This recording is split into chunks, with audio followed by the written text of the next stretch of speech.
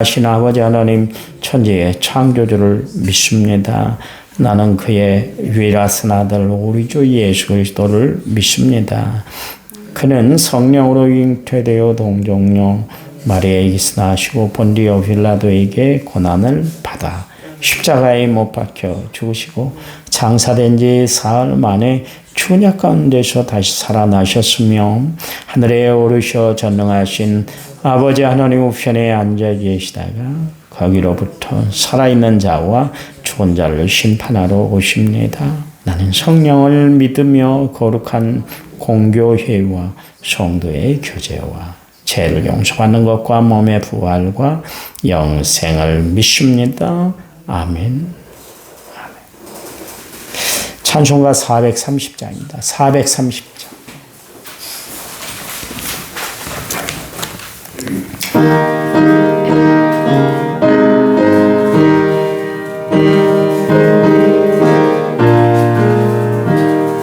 주와 같이 길 가는 것 즐거운 일 아닌가. 우리 주님 걸어가신 벌자취를 밟겠네. 한 걸음 주 예수와 함께 날마다 우리 걸어가. 어린아이 같은 우리 미련하고 약하나 주의 손에 이끌리어 생명길로 가겠네. 한 걸음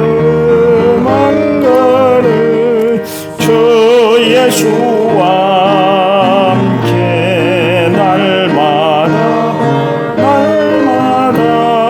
우리 걸어가리.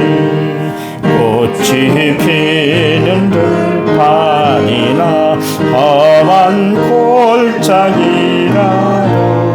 주가 인도하는 대로 주와 같이 가겠네. 한 걸음 주 예수와 함께 날마다 우리 걸어가. 선지자의 녹같이 우리들도 천국에 들려 올라갈 때까지 주와 같이 걷겠네. 한 걸음 주 예수와 함께 날마다 우리 걸어가. 아멘. 성경 말씀 봅니다. 빌립보서 4장 7절. 빌립보서 4장 7절.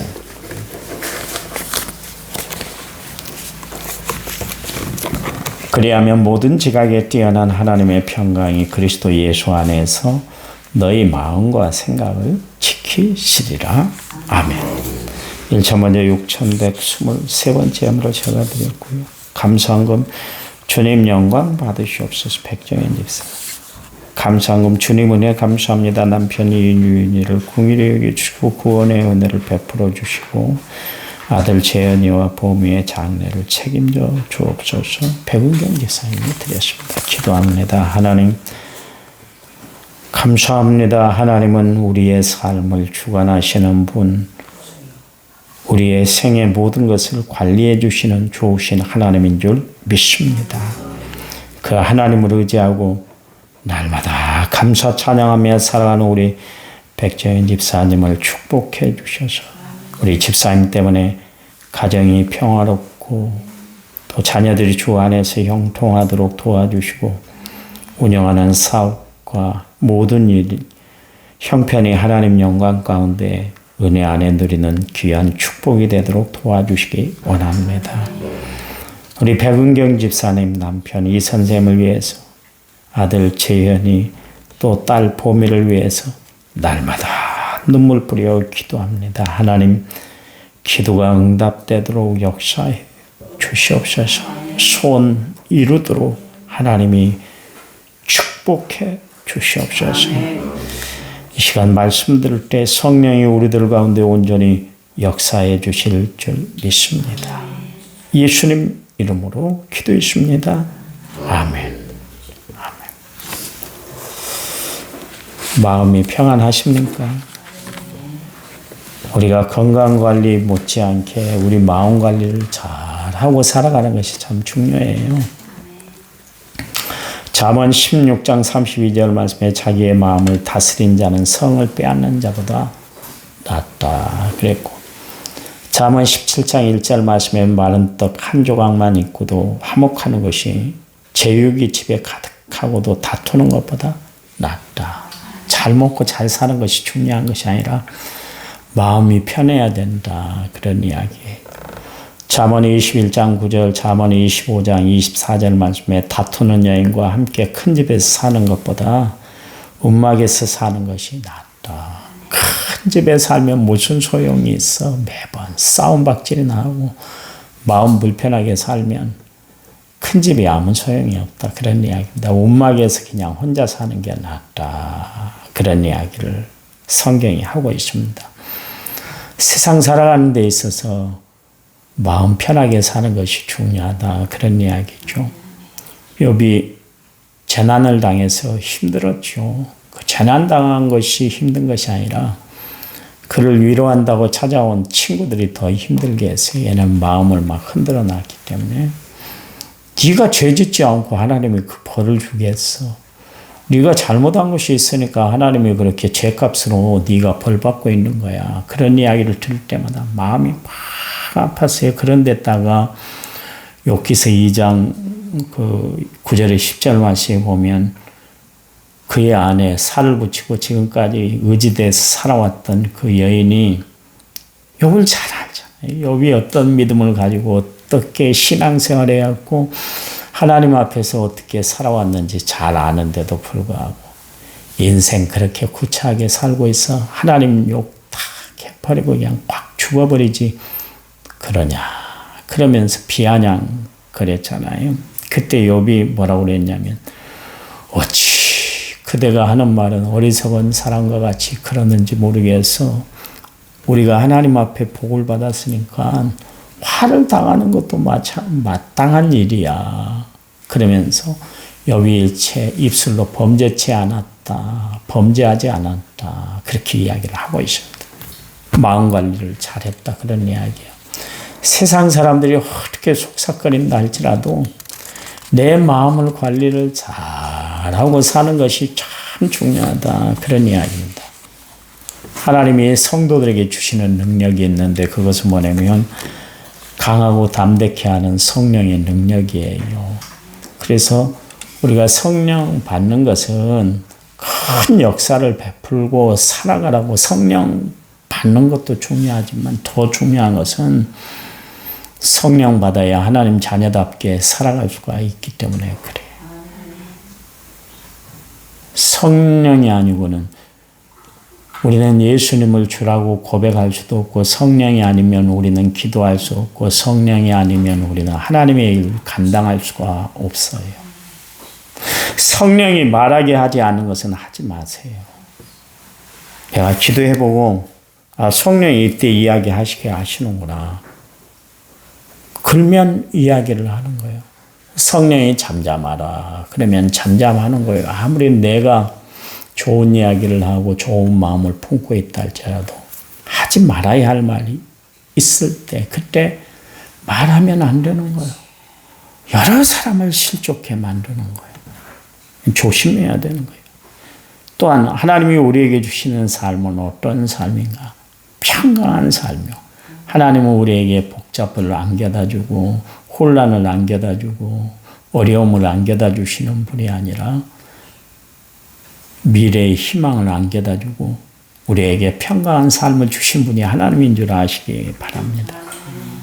부활하신 주님이 제자들에게 나타나셔서 두 가지 말씀을 하셨는데 샬롬 너희에게 평강이 있을지어다. 그렇게 이야기하시면서 성령을 받아 그 말씀을 하셨잖아요. 여러분 우리가 정말 평강한 삶을 살려면 성령 받아야 돼요. 자꾸 마음이 막 왔다 갔다 오고 막 불끈불끈하고 내 마음이 관리가 안 되면 내 마음속에 성령이 없기 때문에 그래요. 성령이 함께하면 성령의 9가지 열매 중에 마지막이 절제라고 그랬잖아요. 말하고 싶은 것도 절제하게 만들고 행동하고 싶은 것도 절제하게 만들어서 나를 그리스도 앞으로 인도하는 것이 성령이세요. 그래서 성령을 받아야 돼요. 우리 교회는 성령이 충만한 교회가 되어야 할 줄 믿습니다. 그래요. 성령. 하나님이 주신 평강, 하나님이 주시는 평안은 세상에서 누릴 수도 얻을 수도 없는 거예요. 여러분 수가성 오물가의 여인들 이야기합니다만 마음에 평안이 없었잖아요.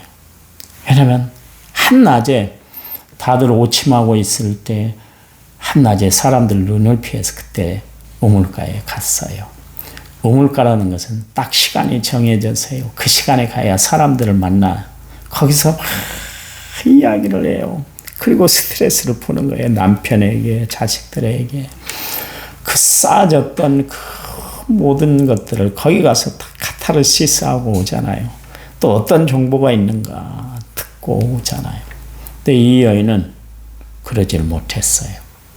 그게 싫었어요. 사람 만나는 것이 싫었어요. 왜냐하면 손가락질을 당하니까. 남편을 6이나 갈아치운 여자다. 5이나 갈아치우고 이번 6번째 남자하고 살고 있다고 손가락질하고 눈총을 주는 것이 분명했기 때문에 그 사람들의 낯을 피해서 그렇게 다녔던 마음 불안했던 여인이 수가성 오물가의 여인이었어요. 그런데 보세요. 생수 대신 예수님을 만나니까 마음의 기쁨을 주체를 못해서 물동이를 두고 정말 마을에 들어가서 예수 이야기를 전하는 여인이 되었던 것을 알 수가 있습니다. 그 거라사 강인을 봐보세요. 자기 집에서 거하지도 못하고 평안도 없고 안정도 없으니까 매번 악을 쓰고 자기 몸을 막 해꾸지하고 자해하고 난동을 피웠잖아요. 무덤 사이에서 살았잖아요. 근데 그가 예수님을 만남으로 말미암아 온전한 사람이 됐어요. 예수를 따르기를 원했잖아요. 평강이 그의 마음을 딱 사로잡게 됐어요. 그동안 평안을 모르고 자기 소리 지르고 싶으면 소리 지르고 사람들에게 해코지하고 싶으면 해코지하고 마음대로 살았던 사람이 마음에 정리가 일어났는데 왜 그랬을까요? 그의 마음에 성령이 함께 하시고 예수님의 능력이 함께함으로 그가 마음의 평강을 유지하여 살아가게 되었기 때문에 그래요. 여러분 찬양 복음성가 가사에 하나님을 만나면 끝난 것입니다. 그 찬양이 있잖아요. 하나님을 만나면 모든 문제가 해결된 줄 믿으시기 바랍니다. 마음이 불편하시고 힘들고 어려우세요? 오늘 본문에 그리하면 모든 지각에 뛰어난 하나님의 평강이 그리스도 예수 안에서 너희 마음과 생각을 지켜주신다. 그랬습니다. 여러분 평강은 돈으로 또 건강하기 때문에 얻게 되는 것이 아니에요. 기도로 얻고 하나님의 은혜로 우리에게 선물을 주시는 것이 평강인 줄 믿으시기 바랍니다. 오늘 본문 7절 말씀에 보니까 하나님이 주신 평강의 성격이 드러나고 있는데 첫 번째 모든 지각에 뛰어난 평강이다. 그랬습니다. 그 뜻이 무슨 뜻이겠어요? 사람의 머리로는 생각할 수 없는 평강이라는 것이고 전적으로 주님이 주시는 평강이라는 것이에요. 두 번째는 마음의 생각과 마음과 생각을 지키는 평강이다. 그랬습니다. 여러분, 마음의 생각, 마음과 생각을 지키는 평강이다. 나의 모든 것을 다 지켜준다. 그런 이야기입니다. 아무리 잘 살면 어떻게 어쩌요? 마음이 불편하고 마음이 지연빠시면 그건 마음이 그러면 평안할 수가 없는 거예요. 그렇잖아요. 생각이 복잡하면 세상 살아가는 의미가 느끼지를 못해요. 이런 세 사람이 있었습니다. 동업자에게 속아가지고 사억을 날린 사람하고 저 남은 변두리에 땅을 샀는데 그 차트리 땅값이 올라가지고 갑자기 알부자가 된 사람하고 그저께 2억 8천에 딱 사서 그것을 그냥 딱 팔았더니 며칠 지났더니 그게 5천이 올라버렸어요. 4억을 날린 사람은 자포자기 하고 싶을 거예요. 세상에 믿을 사람 없구나. 세상에 어떻게 친구가 나에게 이렇게 배신을 때려 그러면 살아갈 거예요. 땅 부자는 아마 갑자기 부자가 됐으니까 거드럼을 피울 거예요. 없던 돈 가난하게 살아왔는데 마침 그 땅을 딱 샀더니 그 땅이 그냥 몇십 배 올라버린 거예요. 제일 속상해한 사람은 누굴까요? 2억 8천에 딱 팔았는데 며칠 후에 5천이 딱 올라버린 거예요. 얼마나 원통하고 방통하겠어요. 그런데 그 5천만 원을 순식간에 날린 사람을 바라보면 위로가 되고 또 땅 팔아서 부자가 된 사람을 보면 속이 뒤집어질 거예요. 사람은요, 누구를 바라보느냐에 따라서 마음이 편해지기도 하고 불편하기도 되는 거예요. 세상이 가져다 주는 평안은 상황과 여건에 따라서 달라지는 거예요. 그러나 하나님이 주신 평안은 세상에서 얻는 그런 하찮은 것으로 기뻐하고 슬퍼하고 즐거워하고 울고 이런 종류 것이 아니에요. 하나님이 우리에게 주시는 평강은 세상에서 얻을 수 있는 평강이 아니기 때문에 하늘에서 누리게 하는 평강을 우리에게 주는 것이기 때문에 영원할 뿐만 아니라 변함도 없어요. 이 평안을 유지하고 사세요. 그래서 내가 여러분에게 말씀드리잖아요. 교회 올 때 오만 인상 다 쓰고 오지 말라고. 주님 만나러 왔잖아요. 나를 평강케 하시는 주님을 만나러 왔는데도 인상을 다 쓰고 다들 찬양 부르고 구하라고 막 어쩔 줄 몰라서 두 손을 높이 들고 찬양하고 있는데 세워라, 내워라, 가지를 말아라 그러면서 찬양하는 사람이 있어요. 하나님이 누구를 좋아하실까요? 누구에게 은혜를 주실까요? 누구를 책임져 주실까요? 마음을 다스리고 주님 은혜 가운데 살아가는 사람들인 줄 믿으시기 바랍니다. 기도하면 하나님이 평강을 주시고 기도하면 내 마음과 생각을 빼앗기지 않을 수 있는 하나님의 은혜가 넘쳐나는 줄 믿으시기 바랍니다. 그래서 오늘 바울이 주 안에서 사세요. 주 안에 사세요. 주 안에. 주 밖에 살면 안 돼요. 주 안에서 살아야 하나님이 우리에게 평강을 주시고 은혜를 주시고 기쁨을 주시고 감사를 주시고 넓은 마음을 주십니다. 그러니까 주 안에서 살란 말이에요. 그걸 강조하고 있잖아요. 여러분 어떻게 사시겠어요? 좀 마음 좀 넓히고 사세요. 마음 좀 넓히고 사시라니까.